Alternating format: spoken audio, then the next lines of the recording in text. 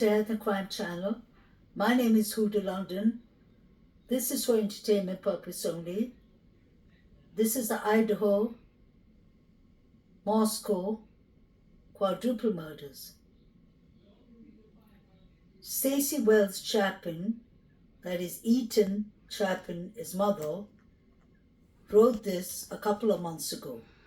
She said, "We spent the last 8 weeks, besides the obvious, focused on Maisie and Hunter. Cards, talks, walks, hikes, cheers, you name it. Yesterday, we successfully dropped them off back at the University of Idaho.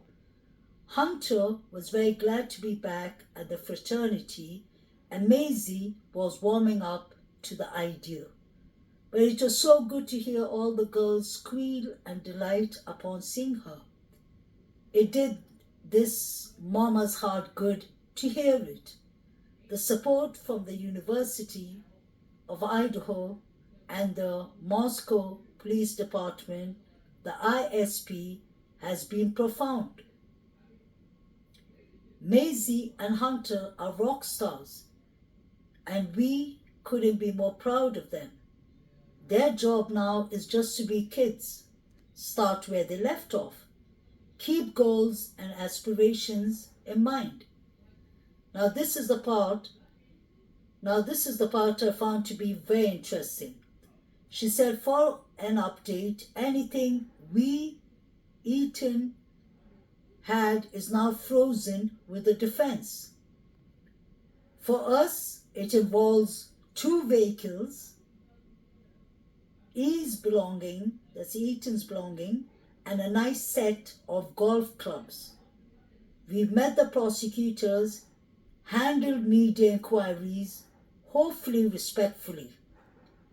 Manage, grieved, talk, and continue to try and process our new normal. However, nothing has changed. We spend no time being angry. That would be energy not well spent, and it still wouldn't change the outcome. We have to look ahead. What we confirmed, Ethan is who he was because of our family. His foundation was unwavering. He was so loved. He didn't know any different. He was profoundly supported, and our family of 5 was different than others and so very special. He loved unconditionally. He was loyal to all. He was inclusive, carefree, happy, just the best person you could ever meet. The stories are endless and amazing. He touched lives we had no idea existed. Ethan was incredible. May he rest in peace. Condolence to his family, his brother, his sister, actually his brothers, because Ethan has, I believe, 3 other siblings from the same father, or 2. So definitely his family are grieving. People grieve in different ways. And I'm really proud and happy that Maisie and Hunter are trying to move on, continue their studies. I can imagine how difficult it must be for them to continue in the same college where they lost their brother. But I guess whatever makes people comfortable with their bereavement is important. Now my question is the part where she says, "For us, it involves," like basically for an update, anything we, Ethan, had is now frozen with the defense. For us, it involves 2 vehicles. I thought it was the red vehicle, the red Jeep, but apparently it's 2 vehicles, E's belonging, and a nice set of golf clubs. Now I wanted to talk about Ethan's vehicles. Why would the defense keep that frozen? I would assume that is evidence of some kind. But what is more important for me is the set of golf clubs. What happened on the 13th of November is still the question that everyone wants to know. I want to know why Eaton, may rest in peace, is golf clubs, the set is with the defense. Why is it frozen? Let's remember that it was said, trigger warning, that Eaton, that he died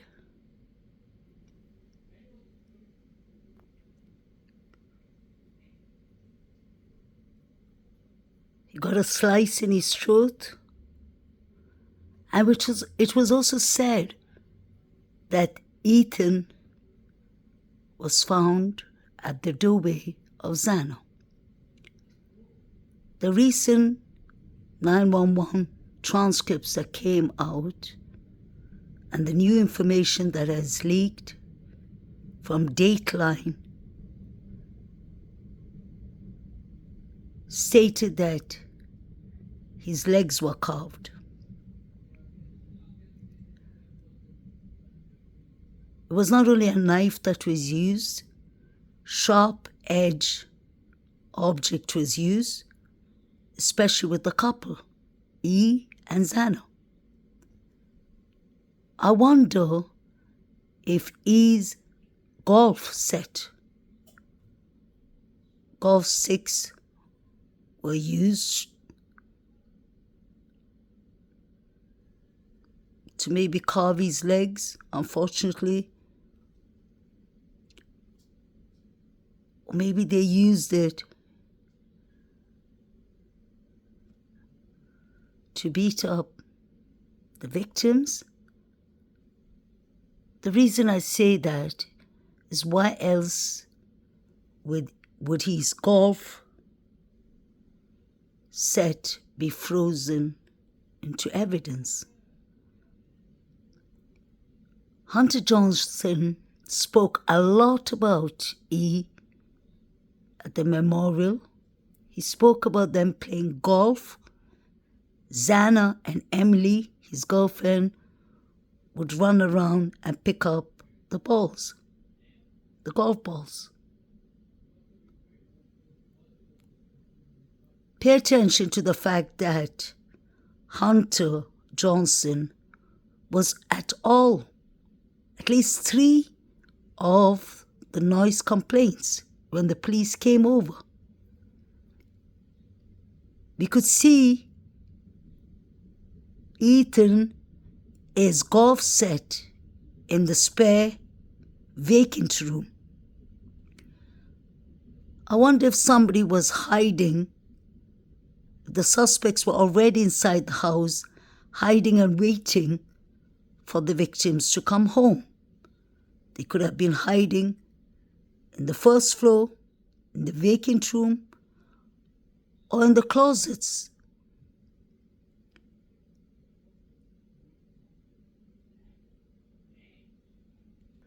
This is my thoughts, my speculations only. I've always noticed that when Chief Fry was carrying out his golf set,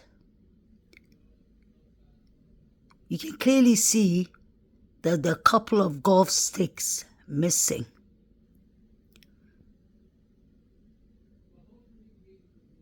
Could that have been used on the victims? Unfortunately. And did Chief Fry return the rest of the golf set to the family? I don't think so. But they could have just taken off the golf sets that could have been used, or maybe the golf sets that could have been used was never found. It's really sad that these students, these victims, were horrifically unalived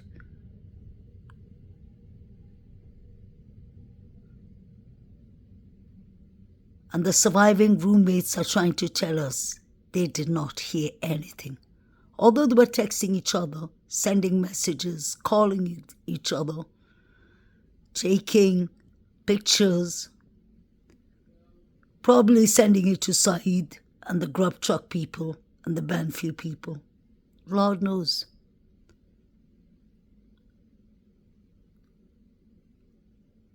I personally believe that the frats are involved. They knew that Ethan was spending time in the house, maybe where 5 girls lived, popular girls, and maybe they weren't invited to the parties. We've heard rumors that Maddie and Kaylee were mean girls. Just rumors. So maybe they weren't letting everyone into the parties, and that could have caused a brewing beef. Or maybe, like we heard before, this was a party house. They were selling rugs. And the Sigma Chi and the other frats could have been in competition.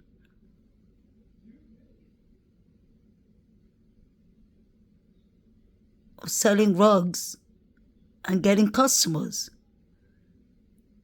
It may sound far-fetched, but when you think of it, kids that age, when they're involved in partying and selling rugs, like the local Uber driver said to the local news that he drove many people there to buy rugs. So if that was the case, the house would have been a target. Let's not forget, there was a lot of confusion from the police in the beginning. Once they said it was the house that was the target. Once they said it was one of the victims that were the target. We don't know if the house was the target. What was in the house? Maybe they had rugs in the house, because the surviving roommates took 8 hours to call the police. I wonder if DM was making up a story, allegedly. And she saw the Hoover in the house, the vacuum cleaner, and she decided to say that the suspect, allegedly BK, was carrying a vacuum cleaner. That never made sense to me.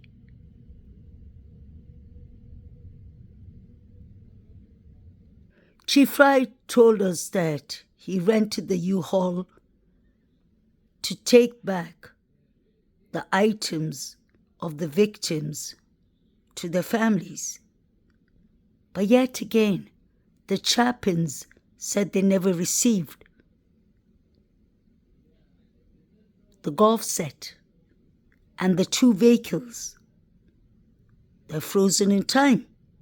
So are they part of the evidence? Are we going to find out more in the trial? There are a couple of golf sticks missing.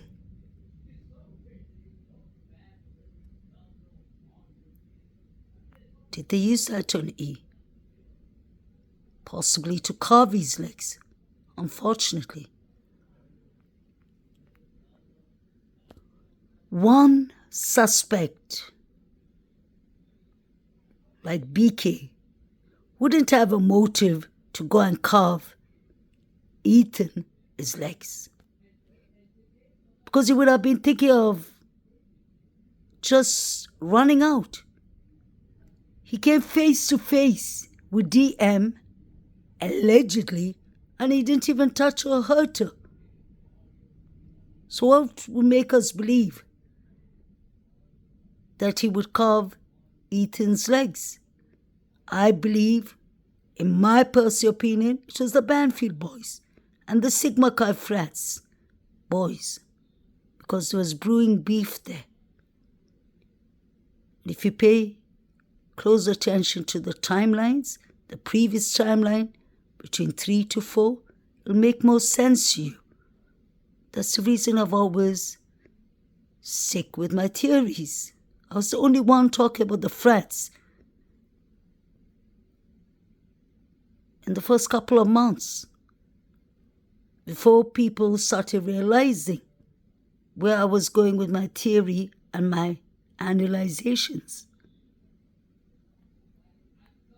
Let me know what you think. Why haven't they returned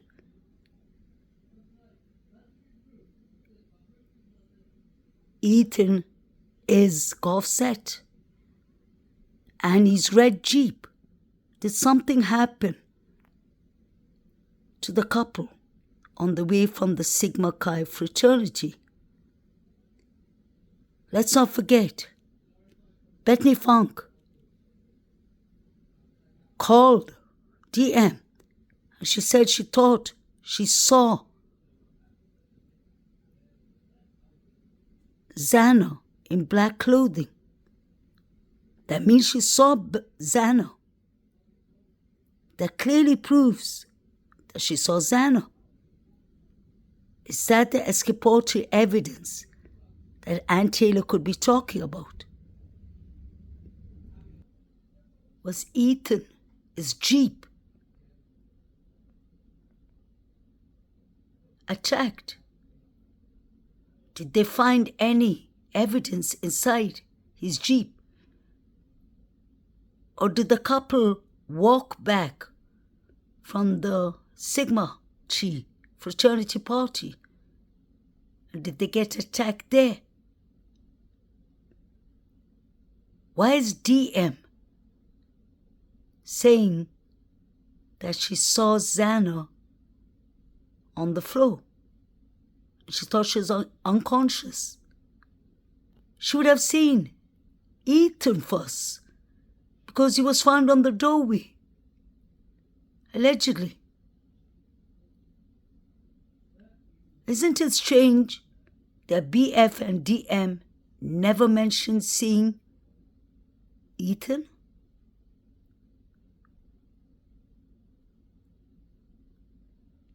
Please like, share and subscribe. Let me know what you'll think.